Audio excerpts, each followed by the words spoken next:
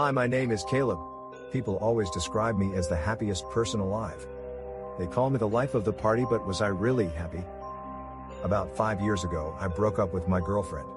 The reason was the oldest tale in town. She cheated on me with my best friend. I was betrayed by the two people I cared a lot about. Any person would have ended their contact with them, but I didn't. I actually forgave them. We had the same group, so every time the group planned on meeting, they would be there, and it would crush me to see them together, but I always smiled. I didn't say anything, joked about it, and never let people know how I was truly feeling. Nobody would understand how deeply I cared about her. I knew if I told someone, they would just tell me to get over it and move on.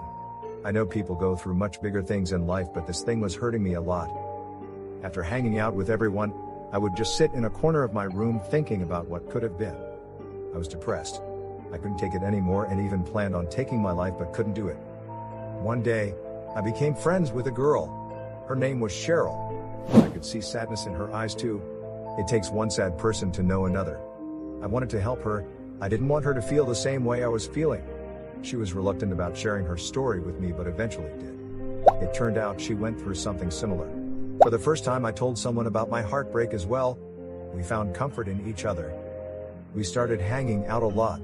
We started sharing our stories and openly talked about our mental journey.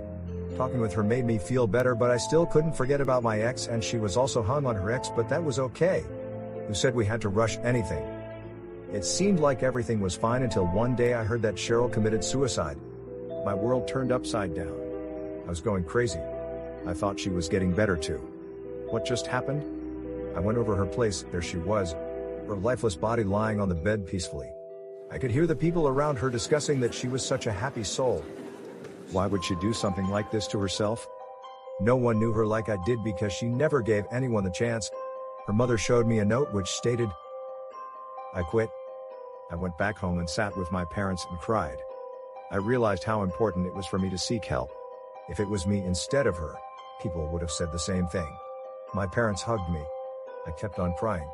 I very much needed that hug.